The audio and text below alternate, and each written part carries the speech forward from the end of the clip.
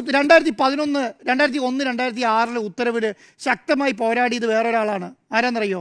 V S അച്യുതാനന്ദനാണ്. കേരളത്തിലും കേന്ദ്രത്തിലും മുഴുവൻ കേസ് കളിച്ച വി എസ് അച്യുതാനന്ദനാണ്.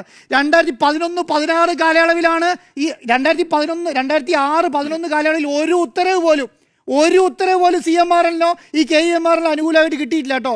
കിട്ടിയത് മുഴുവൻ എത്രയാണെന്നറിയോ? 2011-16 കാലയളവിലാണ്. 11-16 കാലയളവ് ആരാ ഭരിച്ചുകൊണ്ടിരുന്നത്? കോൺഗ്രസ് ആണ് കേരളത്തിൽ. ആ സമയത്താണ് കിട്ടിയത്. മനസ്സിലായില്ലേ?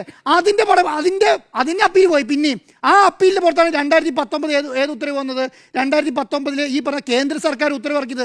കേന്ദ്ര സർക്കാർ എന്തിനാ അങ്ങനെ ഒരു ഉത്തരവിറക്കിയത്? കേന്ദ്രത്തിന് മാത്രം പിരിച്ചാൽ മതിയെന്ന്. കേന്ദ്രത്തിന് മാത്രം ഈ പറഞ്ഞ കേരളത്തിൻ്റെ കടൽ തീരങ്ങളിൽ ധാതു ലവണങ്ങൾ കേന്ദ്രത്തിൻ്റെ പൊതുവേല സ്ഥാപനം മാത്രം ഖനനം ചെയ്തെടുത്താൽ മതി എന്ന് ഉത്തരവ് വന്നെന്തിനാണ്? ആ ഉത്തരവാണ് ഏറ്റവും സംശയപ്രദം നമ്മൾ കാണേണ്ടത്.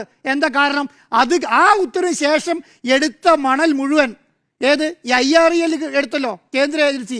ആ മണൽ മുഴുവൻ എവിടേക്കാണ് കിട്ടിയത്? ഈ KEMRL-നാണ് കിട്ടിയത്. അതിലെന്തേ കോൺഗ്രസിന് ആക്ഷേപമില്ലേ?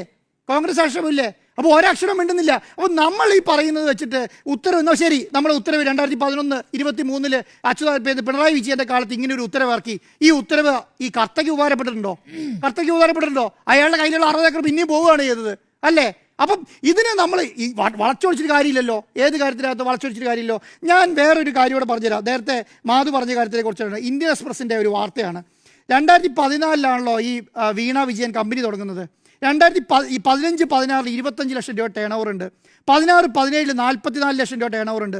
17-18 1 കോടി രൂപ ടേൺ ഓവർ ഉണ്ട്. 2018-19 1 കോടി 11 ലക്ഷം രൂപ ടേൺ ഓവർ ഉണ്ട്. 2019-20 52 കുറയുന്നു. 20-21 24 കുറയുന്നു. 21-22 5 ലക്ഷമായി കുറയുന്നു. അതോടുകൂടി കമ്പനി പൂട്ടുന്നു. ഇതാണ് ടേൺ ഓവർ. ഈ കമ്പനി ഒരു ദിവസം സുപ്രഭാതത്തിൽ പോയിട്ട് ഈ പറയുന്ന ശശിധരൻ കർത്തയുടെ അടുത്ത് മാത്രം ഓർഡർ മേടിക്കുന്നതാണെന്ന് പറയുന്നത് തന്നെ ഈ പറയുന്ന എന്തോ ഈ പറയുന്ന കമ്പനി തന്നെ ഫ്ലോട്ട് ചെയ്തത്, ഈ പറയുന്ന എക്സ്ട്രാലോജിക്ക് കമ്പനി ഫ്ലോട്ട് ചെയ്തത് ഈ ശശിധരൻ കർത്തയുടെ ഓർഡർ മേടിക്കാനാണെന്ന് പറയാൻ തന്നെ പറ്റില്ല. ഈ 2014 ഓർഡർ ഈ കമ്പനി ഈ വീണ വിജയൻ തുടങ്ങുന്ന സമയത്ത് കേരളം ഭരിക്കുന്നത് UDF സർക്കാരാണ്. 14 ആ 2014 UDF സർക്കാർ കേരളം ഭരിക്കുന്ന സമയത്ത് വീണ വിജയന് ബാംഗ്ലൂരിൽ ഒരു കമ്പനി തുടങ്ങാൻ പാടില്ലേ? നോർമലി പാടില്ലേ? വീണ വിജയൻ നിങ്ങൾ പറഞ്ഞ പ്രകാരം ഓർഡർ കിട്ടുന്നത് എപ്പോഴാണ്? 2018-19 കാലയളവിലല്ലേ?